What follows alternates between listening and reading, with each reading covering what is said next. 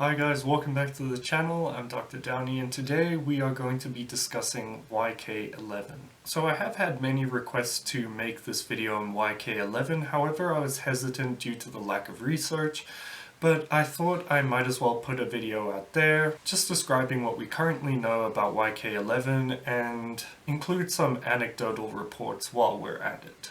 So YK-11 is a SARM, so Selective Androgen Receptor Modulator, but it is quite unique. And it is this unique effect that makes it quite popular among bodybuilders, not necessarily with regards to using it, but just discussing it. And that's its ability to increase follistatin expression in myoblasts. So, as I mentioned at the beginning of this video, YK-11 doesn't have any studies in humans currently.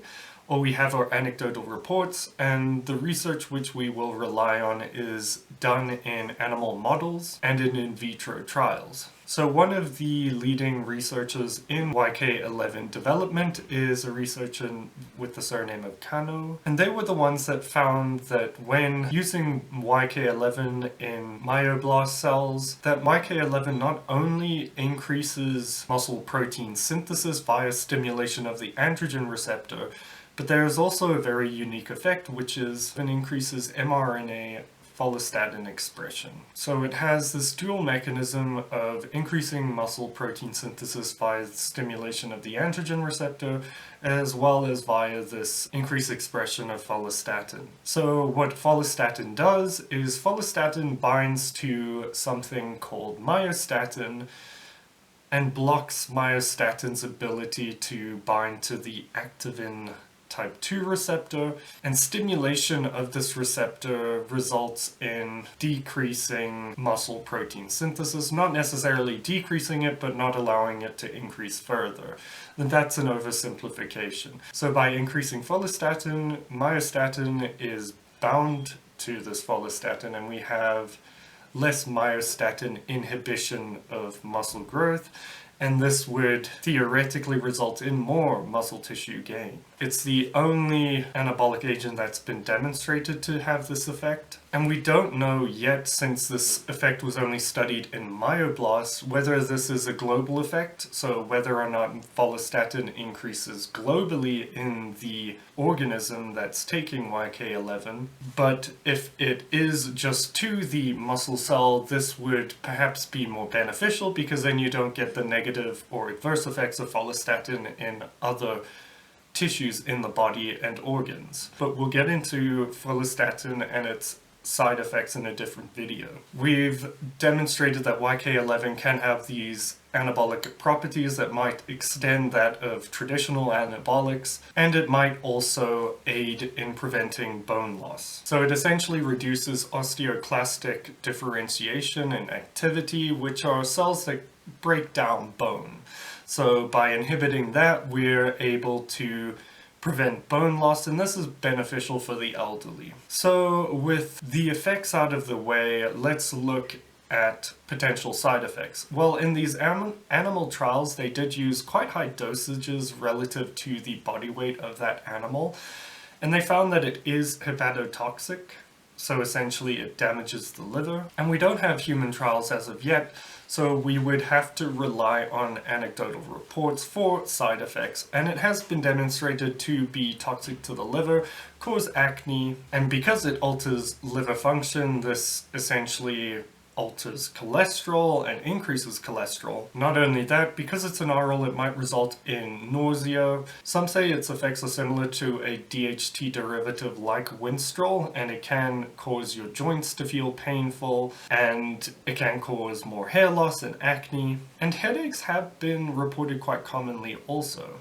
So what are the dosages that are typically used? I've only come across people using YK-11 at a dose of 5 to possibly 10 or 20 milligrams a day.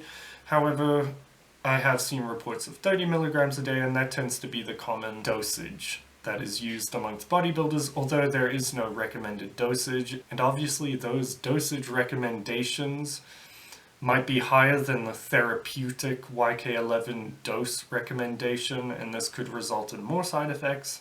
In the trials, a dose of 0.5 all the way up to 5 milligrams per kg per day was used, and this might be around 0.1 to 1 milligram per kg per day in a human, which is obviously quite high. The drug is not widely available, and acquiring actual YK-11 might be difficult, so if you are thinking about using YK-11, it might not be advisable unless you have a really trustworthy source, and in that case, still, it has dangers not having adequate research, and these potential effects on the liver and cholesterol, as with most oral steroids. So when looking at anecdotes and the effects on muscle gain, many reports on websites or bodybuilding forums are usually classed into one or two divisions. It's either it worked extremely well or it was the worst thing that ever happened to me.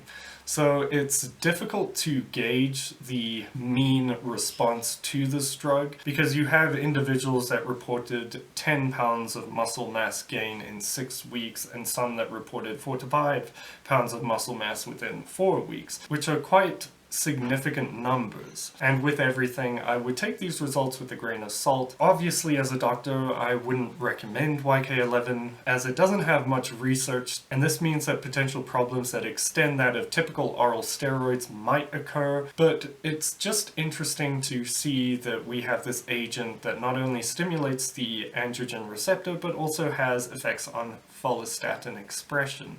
And this could potentially be more anabolic than other anabolics.